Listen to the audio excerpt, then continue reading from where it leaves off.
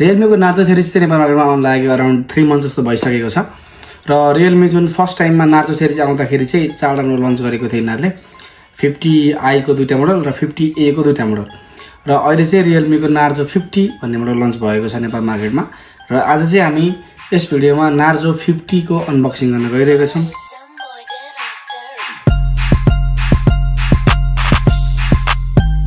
सबैलाई मेरो नाम दिपेश, तपाईहरु हेर्नुहुन्छ टेक्निकल च्यानल र आज चाहिँ हामी रियलमी नार्जो 50 को अनबक्सिङ गर्न गइरहेका छौं। हेरौं बक्समा हामीले के पाउने छौं। यो रहेको छ बक्स, तपाईले देख्नुहुन्छ जुन चाहिँ नीलो कलरको रहेको छ, जुन रियलमी 8i को र रियलमी नार्जो 50 मा त्यही मात्र फरक हो, कलर मात्र। नार्जोको नीलो, रियलमी 8i को चाहिँ येलो र यसको चाहिँ दुईटा भेरिएन्ट आउँछ। प्राइस एन्ड भेरिएन्टको कुरा चाहिँ म अगाडि नै क्लियर गर्न चाहन्छु र यसमा चाहिँ 4GB RAM 64GB भेरिएन्ट आउँछ, त्यसको चाहिँ 23000 MRP रहेको छ। 6GB RAM 120GB भेरिएन्ट आउँछ, त्यसको चाहिँ 26500 प्राइस रहेको छ। आज चाहिँ यो हामीले अनबक्सिङ गर्न लाग्यो भने चाहिँ 26500 को भेरिएन्टको हो, किनभने हामी अलि रिच किड हो, त्यही भएर हामी अलि महँगो मात्रै अनबक्सिङ गर्छौँ हैन। अब फोन हामी अनबक्स गर्न लाग्छौँ र फोन खोल्ने बित्तिकै हामीले फर्स्टमा चाहिँ एउटा व्हाइट कलरको बक्स पाउँछौँ, जसमा चाहिँ फिल द पावर भनेर लेखेको छ हैन। यस्तो यसमा चाहिँ हाम्रो टिपियु केस पाउँछ नर्मली, यसमा पेपरहरु पाउँछ। ल साइडमा राखौँ। यो रहेको छ फोन, यसलाई पनि साइडमा राखौँ र यसको चाहिँ जुन एडाप्टर रहेको छ, यसपालि चाहिँ जुन यसले राम्रो दिएको भनेको छ एडाप्टर हो, 33 वाटको यसको एडाप्टर रहेको छ।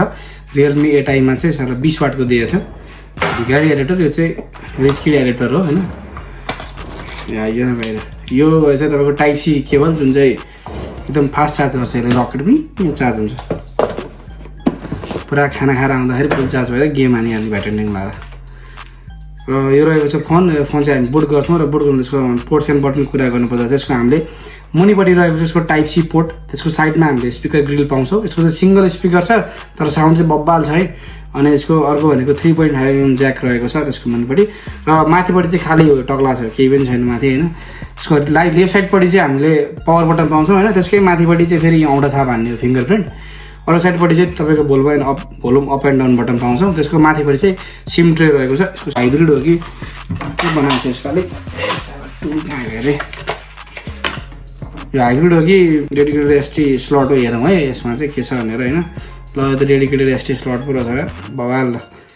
म्युजिक कार्ड त कति हाल्ने फोटो, कति हाल्ने गीत, टिकटक कति बनाउने यसमा। त्यो फोनको डिजाइन बिल्ड क्वालिटीको कुरा गर्नुपर्दा चाहिँ यसको चाहिँ ब्याकको डिजाइन चाहिँ मलाई एकदमै राम्रो लाग्यो, किनभने यसको म्याट फिनिसिङ गरिदिएको छ। पछाडि म्याट डिजाइन छ, प्लास्टिक बिल्ड हो तर फिल चाहिँ राम्रै आउँछ हातमा लिँदाखेरि चाहिँ। र यसको फ्रेम पनि प्लास्टिक रहेको छ र फ्रन्टमा चाहिँ ग्लास बडी भइहाल्यो। डिस्प्ले कुरा गर्दा यसमा 6.6 inch FHD plus IPS screen रहेको छ। यसको चाहिँ 120 हर्ट्जको रिफ्रेस रेट, जुन 8i मा पनि यसको 120 हर्ट्जको रिफ्रेस रेट थियो र यसमा पनि 120 हर्ट्जको रिफ्रेस रेट रहेको छ। र यो फोनमा हामीले पर्फर्मेन्सको कुरा गर्ने हो भने चाहिँ यसमा हामीले मिडियाटेकको हिलियो G96 प्रोसेसर पाउँछ, जुन चाहिँ 26500 र 23 को प्राइस रेन्जमा चाहिँ one of the best processor भन्न सक्छौँ।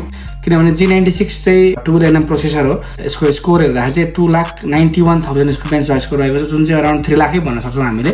3 लाख स्कोर रहेको छ र यतिको रेन्जमा 3 लाख स्कोर भनेको राम्रै हो बेन्चमार्क स्कोरको लागि पनि। र यो फोनमा चाहिँ अर्को राम्रो भनेको हामीले यसमा अक्टाकोर CPU पाउँछौँ र यसको म्याक्सिमम क्लक स्पिड 2.05 GHz को म्याक्सिमम क्लक स्पिड रहेको छ।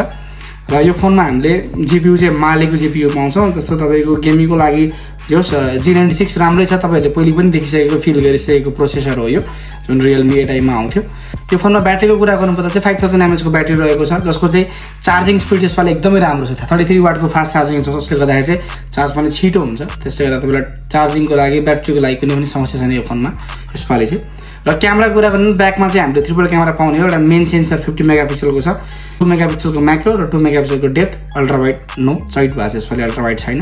र फ्रन्टमा चाहिँ हामीले 16 मेगापिक्सलको सेल्फी सुटर पाउँछौँ र यसको फ्रन्ट क्यामेराले चाहिँ भिडियो 1080p 30fps मात्र गर्छ है। फेरि ब्याकमा चाहिँ फेरि 1080p 30fps 60fps र 120fps। ब्याक क्यामेरा चाहिँ एकदम बवाल छ, 120fps सम्म गर्छ। यतिको रेन्जमा 120fps तिर भनेको त राम्रो हो, तर 4K चाहिँ फेरि नमस्ते छैन 4K यसमा, सम्झिने हो। ऱ्याम रोमको कुरा गर्दा 6GB RAM 120GB भेरिएन्ट र 4GB RAM 64GB दुईटै भेरिएन्ट पाउँछ, जुन मन लाग्छ त्यही किन्ने हो। र कलर कुरा गर्दा यसमा स्पिड ब्लू, कलरको नाम चाहिँ बवाल छ स्पिड ब्लू हैन। फोन पनि स्पिडै छ, कलरको नाम पनि स्पिड छ, स्पिड ब्लू। यसको चाहिँ एउटै कलर, दुईटा कलर आउने हो खास ग्लोबल मार्केटमा, एउटा ब्ल्याक कलर स्पिड ब्ल्याक, एउटा स्पिड ब्लू भनेर। यसमा चाहिँ नेपालमा स्पिड ब्लू भनेर मात्रै आउँछ, अरू चाहिँ स्पिड ब्ल्याक चाहिँ आउँदैन, अलि पछि आउँछ होला आउनु चाहिँ। फोनको अब यति नै रहेको छ। यो चाहिँ नर्मली अनबक्सिङ भिडियो बनाएको हो हामीले, यसले यसमा तपाईँको नर्मली हामीले इन ह्यान्ड फिल र इन ह्यान्ड रिभ्यू मात्रै दिएका छौँ, नर्मल सर्ट रिभ्यू हो यो फोन चाहिँ। त्यसको चाहिँ हामी फुल रिभ्यू चाहिँ नेक्स्ट भिडियोमा ल्याउनेछौँ। त्यति जेलसम्मको लागि हाम्रो भिडियोलाई हेर्दै गर्नु होला, सब्सक्राइब गर्नु होला। हस् त बाइ।